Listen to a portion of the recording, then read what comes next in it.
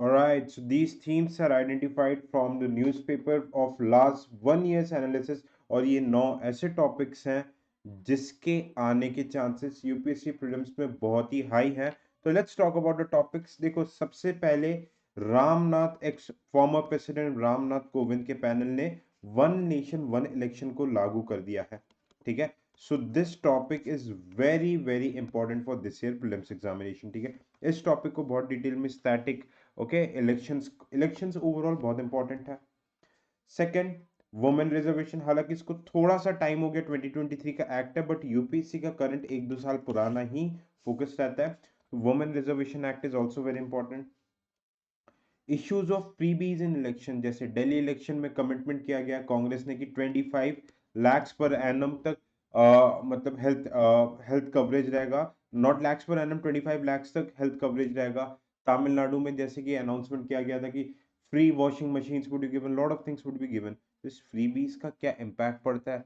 इसका primary deficit पर क्या इम्पैक्ट पड़ता है? Okay, 75 years of constitution have been completed। तो जो philosophy of constitution है, जैसे sovereign, socialist, secular, democratic, republic, features of constitution, okay, कहाँ से बोरो किया गया? ओके, आयरिश कॉन्स्टिट्यूशन से क्या लिया, रशियन कॉन्स्टिट्यूशन से क्या लिया, these all become very very very important. Okay, next, जैसे कि इसमें सब पार्ट्स में आप देखो, सिक्योरिंग जस्टिस, ठीक है, क्या क्या रूल है, reservation, secularism, basic structure, constitution की basic philosophy topic is very important. Delimitation 2026 में होने वाला है, इसका इम्पैक्ट सदर्न स्टेट्स पे क्या हो गया? क्योंकि आप देखोगे जो डेमोग्राफिक डिविडेंड है, ओके, डेमोग्राफिक ट्रांजिशन हो रहा है सदर्न स्टेट्स में, जनरली ये थर्ड एंड फोर्थ स्टेज में आ चुके हैं। एंड जो नॉर्थ के स्टेट्स है, बिहार, एमपी, यूपी, यहाँ पे अभी स्टिल हम फर्स्ट एंड सेकंड स्टेज पे है। यहाँ पे population is declining in the southern states, but north में पॉपुलेशन क्या हो रहा है? इंक्रीज ही होता जा रहा है। तो उसका डिलिमिटेशन पे क्या इम्पैक्ट पड़ेगा? प्रोसेस क्या होती है? Who is the chairman? कितने साल में किया जाता है? क्या कोई कॉन्स्टिट्यूशन अमेंडमेंट होता है? क्या ये जुडिश क्या डिलिमिटेशन एक्ट के वर्डिक्ट पे क्या सुप्रीम कोर्ट के जो मतलब सुप्रीम कोर्ट जुडिशियली रिव्यू कर सकता है? इन सब पैरामीटर्स पे अच्छे से पढ़नी है चीज़ों को। डॉक्टर बी आर अम्बेडकर हमारे होम मिनिस्टर, अमित शाह जी के भाषण के बाद से बहुत ज़्यादा न्यूज़ में है, तो इनके पॉलिटिक्स, इनके थॉट प्रोसेस क्या, relevance is very very important. Civil services examination में रिफॉर्म की बात चल रही है, क्योंकि पार्लियामेंट में रिकमेंड किया था कि 6 महीने में एग्जाम होना चाहिए, एज लिमिट कम करनी चाहिए, तो ओवरऑल सर्विस में जैसे आरंभ इनिशिएटिव स्टार्ट किया गया। ओके, तो सिविल सर्विसेज से रिलेटेड क्वेश्चंस आ सकते हैं।